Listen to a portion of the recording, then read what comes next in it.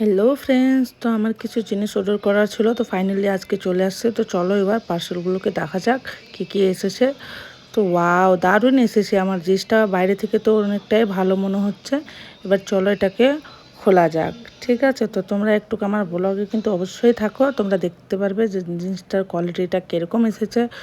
ঠিক আছে, তো চলো এবার আমাকে কেঁচির দরকার পড়লো না, যেহেতু আমার বড় বড় নখই আছে। তো চলো এবার দেখো তোমরা, আমি এটাকে প্রথমে পুরাটাকে খুলে দিলাম। খোলার পর আমি দেখছি, তো ওয়াও, দেখছি তো খুবই মিষ্টি এসেছে, খুবই সুন্দর।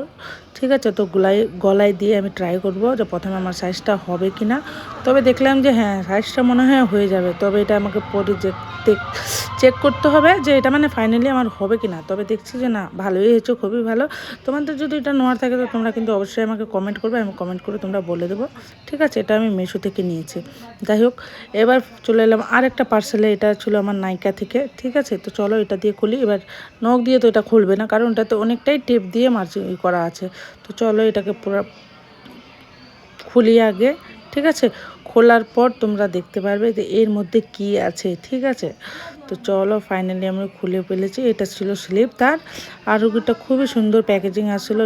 তো এটা নাইকা থেকে নিয়েছি। এটা লিপস্টিক ছিল আমার। ঠিক আছে, যেহেতু আমি পার্লার আর্টিস্ট, তো আমাকে এগুলো লাগে পার্টি মেকআপের জন্য, তো আমি এটা অর্ডার করেছিলাম। আর দেখছি তো বাইরে থেকে তো ভালোই লাগছে, তবে এটাকে আমাকে ট্রাই করতে হবে যে এটা কতটাই ভালো।